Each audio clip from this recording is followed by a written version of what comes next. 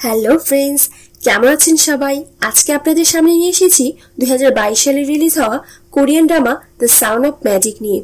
মুভির শুরুতে আমরা দেখতে পাই তিনজন টিনেজ মেয়ে একসাথে বসে কিছু ডিসকাস করছিল। তাদের মধ্যে একজন মেয়ে অন্যদের জানায় যে তাদের শহরে একটি পার্ক ছিল যেখানে একজন জাদুকর থাকতো। জাদুকর তার জাদুর মাধ্যমে একটি মেয়েকে অদৃশ্য করে দেয় এবং এরপর থেকে পার্কটি বন্ধ হয়ে যায় এবং জাদুকরের আর কোনো খোঁজ পাওয়া যায়নি। এই গল্পের মেইন ক্যারেক্টার একটি মেয়ে যার নাম ইউনা। সেদিন ছিল ইউনার নতুন ক্লাসের প্রথম দিন। সে দৌড়ে তার ক্লাসে যাচ্ছিল কারণ সে সেদিন কিছুটা লেট হয়ে গিয়েছিল। সিঁড়ি উপরে ওঠার সময় একটা ছেলের সাথে ধাক্কা খেয়ে সে পড়ে যায় এবং সিঁড়ির সাথে লেগে তার পা কেটে যায়। ছেলেটি তাকে হেল্প করে উপরে ওঠার জন্য। তারপর সে তার ক্লাসে যায়, কিন্তু ক্লাসে লেটে পৌঁছানোর জন্য তার ক্লাস টিচার তাকে পানিশ করে। এরপর ক্লাসে প্রবেশ করে ক্লাসের টপ করা ছেলে ডং। কিছুক্ষণ আগে ডংয়ের সাথে ইউনার ধাক্কা লেগেছিল। ক্লাস টিচার সবার সামনে ডংয়ের প্রশংসা করে। লাঞ্চ টাইমে ইউনা তার ক্যান্টিন থেকে খাবার লুকিয়ে লুকিয়ে তার টিফিন বক্সে ভরছিল বাসায় নিয়ে যাওয়ার জন্য। বিষয়টি তার এক ক্লাসমেট হানা লক্ষ্য করে এবং তাকে অপদস্থ করার জন্য ইউনার টিফিন বক্স মাটিতে ফেলে দেয়, কিন্তু ইউনা চুপচাপ তার বক্সে খাবার উঠিয়ে রাখে। এরপর লাঞ্চ টাইম শেষ হলে তারা সবাই আবার ক্লাসে যায়। ইউনা ক্লাসে এসে ডংয়ের পাশের সিটে বসে। ডং ক্লাসের ফার্স্ট বয় হলেও ইউনা ম্যাথে তার থেকেও অনেক বেশি মার্কস পেয়েছিল।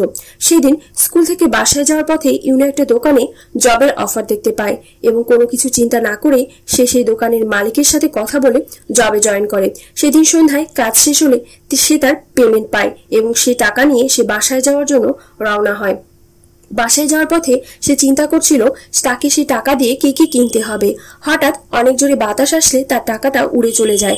সে তার সেই টাকার পিছু নিলে একটি বন্ধ পার্কের সামনে এসে পৌঁছায়।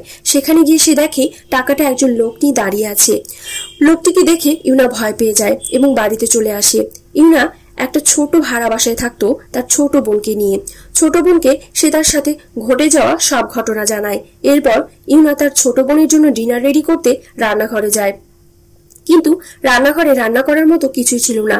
ইউনার ছোট বোন এসে তাকে বলে তার ক্ষুধা পায়নি, সে লাঞ্চে অনেক বেশি করে খেয়েছে। তারপর সে তার রুমে চলে যায়। ইউনা হঠাৎ করে তার পকেটে একটা ইনভাইটেশন কার্ড দেখতে পায়। ঠিক তখনই তাদের হাউস ওনার তাদের বাসায় এসে তাদের বাড়ি ভাড়া দিতে বলে এবং বলে তারা যদি সেই মাসে তাদের বাড়ি ভাড়া দিতে না পারে তাহলে তারা যেন তার বাড়ি ছেড়ে দেয়। পরদিন ইউনা ছেঁড়া মোজা পরে স্কুলে যায়। তার ক্লাসমেট হানা এবং সোহি তাকে দেখে হাসি ঠাট্টা করে এবং প্ল্যান করে ইউনার ডেস্কের নিচে কিছু টাকা ফেলে রাখে। ইউনা যেহেতু টাকার প্রয়োজন ছিল তাই সে টাকাটা তুলে নেয় এবং তখনই এসে ডং সেটি দেখে ফেলে। এর কিছুক্ষণ পর হানা এসে তাদেরকে বলে তার কিছু টাকা সে হারিয়ে ফেলেছে এবং কেউ হয়তো সেই টাকা চুরি করেছে। এসব শুনে ইউনা অনেক ভয় পেয়ে যায়। ইউনা স্কুল থেকে ফিরে মন খারাপ করে বসেছিল। সে পুরোনো দিনের কথা মনে করতে থাকে। তখন সে তার বাবার সাথে থাকতো। তাদের তখন যথেষ্ট স্বাচ্ছল্যতা ছিল। সে স্বপ্ন দেখতে থাকে তার বাবার সাথে সে একটা অনেক বড় বাড়িতে থাকে এবং তাদের হাউস ওনার সেখানে মেড হিসেবে কাজ করে। সে তার মৃত মাকে মনে করতে থাকে। তারপর সে দেশ থেকে উঠে আবার সেই বন্ধ পার্কে যায় এবং তার টাকা খুঁজতে থাকে। সেখানে ইউনা সে লোককে আবার দেখতে পায়। লোকটি ছিল সে ম্যাজিশিয়ান। লোকটি ইউনাকে বলে আমার ইনভাইটেশনে এখানে আসার জন্য তোমাকে অনেক ধন্যবাদ। তখন ইউনা বলে সে তার টাকা নেওয়ার জন্য সেখানে গেছে। ম্যাজিশিয়ান লোকটি ইউনার টাকা ডাবল করে দেয়, কিন্তু ইউনা শুধুমাত্র তার টাকা নিয়ে সেখান থেকে চলে যায়। পরদিন ইউনা তার ছোট বোনের সাথে একসাথে ব্রেকফাস্ট করে এবং স্কুলে যায়। স্কুলে হানা তাকে সবসময় বিরক্ত করত। সেদিনও রাস্তায় হাঁটার পথে হানা ইউনাকে ধাক্কা দিয়ে চলে যায়। ডং বিষয়টি খেয়াল করে। সেদিন স্কুলে ইউনাকে অনেক চিন্তিত দেখাচ্ছিল, কারণ বাড়ি ভাড়া না দিতে পারলে তাদেরকে হয়তো বাড়িটা ছেড়ে দিতে হবে। ঠিক তখনই ডং সেখানে আসে। সে ইউনাকে চোখ বন্ধ করে থাকতে দেখে তার দিকে তাকিয়ে থাকে। ইউনা চোখ খুলে দেখে ডংয়ের তার দিকে তাকিয়ে আছে। ডং বিষয়টি স্বাভাবিক করার জন্য ইউনাকে একটা ম্যাথ সলভ করতে দেয়। সেদিন স্কুল শেষে দোকানে কাজ করে বাড়ি যাওয়ার সময় সেই দোকানের মালিক তাকে কিছু খাবার দেয়। তখন ইউনা ইমোশনাল হয়ে তার কষ্টের কথা দোকানের মালিককে জানায়।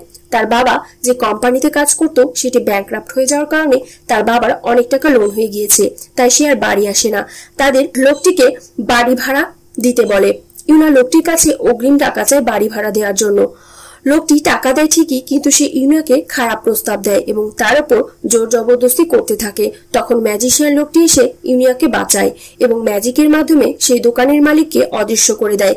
ইউনিয়া কিছুতেই তার চোখকে বিশ্বাস করতে পারছিল না। পরদিন সে সেই দোকানে গিয়ে দোকানের মালিককে খুঁজতে থাকে, কিন্তু সেই দোকানটি সেদিন বন্ধ ছিল। এরপর ইউনা স্কুলে যে তার ক্লাসমেটদের থেকে সে ম্যাজিশিয়ান লোকটি সম্পর্কে অনেক কথা জানতে পারে। লোকটির নাম ছিল লিন, যে তার ম্যাজিকের মাধ্যমে লোকজনদের অদৃশ্য করে দিত।